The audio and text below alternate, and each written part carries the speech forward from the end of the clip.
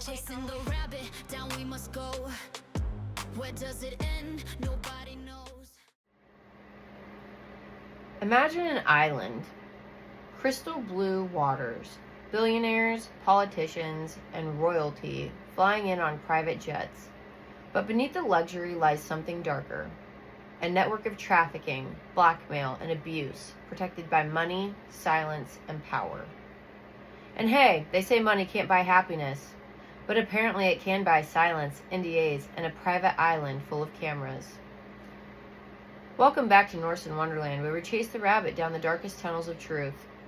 Today we're diving into Jeffrey Epstein, Ghislaine Maxwell, and the modern elite trafficking rings that didn't end when Epstein died. They just got smarter.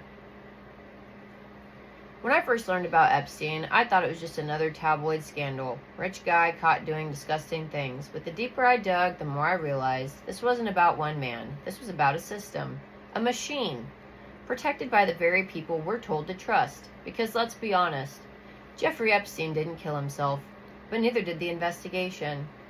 And as for his infamous client list, at this point, the only list more protected than Epstein's is Santa's. And I trust Santa's judgment more. Jeffrey Epstein was born in Brooklyn in 1953. He started his career as a math teacher at the elite Dalton School in Manhattan, despite not having a college degree. That alone should raise some eyebrows. Shortly after, he landed at Bear Stearns and somehow leapt from teaching math to managing billions in secretive wealth. By the 1980s, he ran his own firm, Epstein Financial, but no one can name a single public client, not one. To this day, no clear paper trail explains how he made his fortune. Many now believe his wealth came not from finance, but from blackmail, from trafficking, entrapment, and perhaps intelligence work, because once you control secrets, you control the world. Epstein wasn't working alone. His primary partner was Ghislaine Maxwell, daughter of disgraced media tycoon Robert Maxwell, who died mysteriously at sea and was heavily rumored to have been tied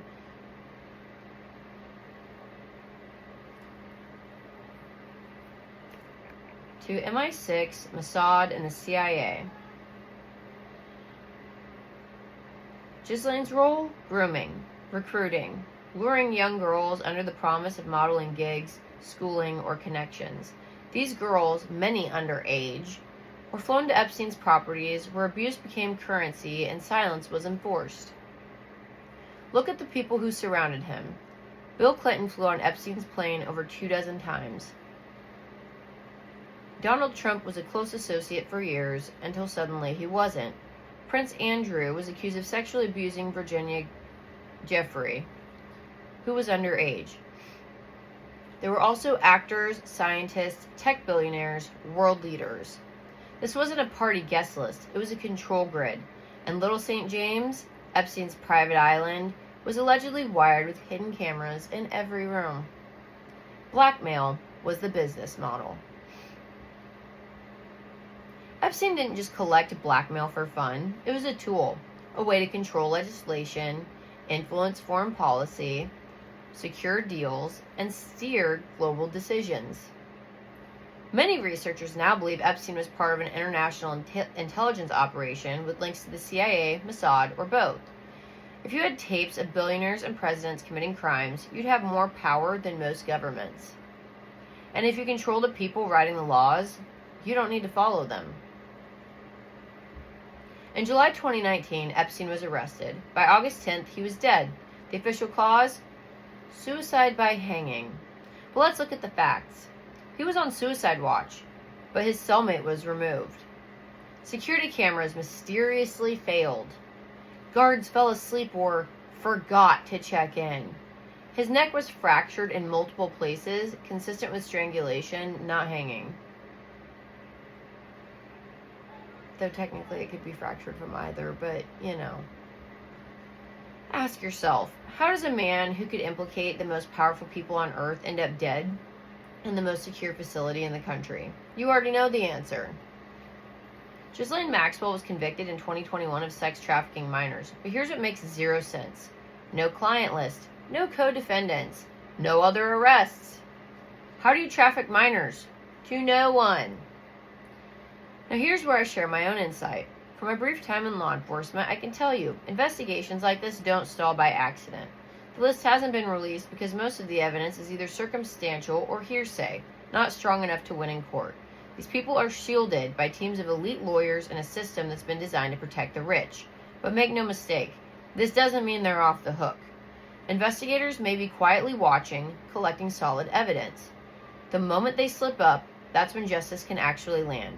And don't confuse silence with inaction. Sometimes appearing uninterested is the trap. Epstein was the symptom, not the disease. These networks didn't collapse, they evolved. Nixum, a cult masquerading as a self-help group, branding women, trafficking them.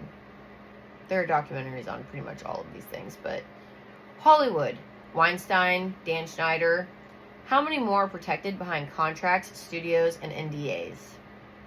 The Vatican, decades of abuse scandals buried by the institution itself. These aren't isolated cases. They're linked to power, privilege, and protection. There are more Epsteins. They're just not in handcuffs yet. Today's reflection questions. Why do elites avoid prosecution for crimes that would land ordinary people in jail instantly? How does blackmail silently influence politics, policy, and public narratives? What does it say about the system when Maxwell is jailed, but her clients walk free? Today's affirmation. I stand strong in truth and integrity. I choose to protect the innocent, seek justice, and never bow to corrupted power. Thank you for joining me on this dark but necessary journey. If this episode opened your eyes, share it with someone who still thinks Epstein was just a conspiracy theory. Follow Norse and Wonderland for weekly deep dives into the hidden systems shaping our reality. From child trafficking rings to global propaganda and elite manipulation. Until next time, stay aware, stay grounded, and stay free. And just to be clear, I'm not suicidal. I don't drive recklessly. And I double check every street before I cross. If something happens to me, you already know where to look. Hurry up now, we're running out of time. You better keep up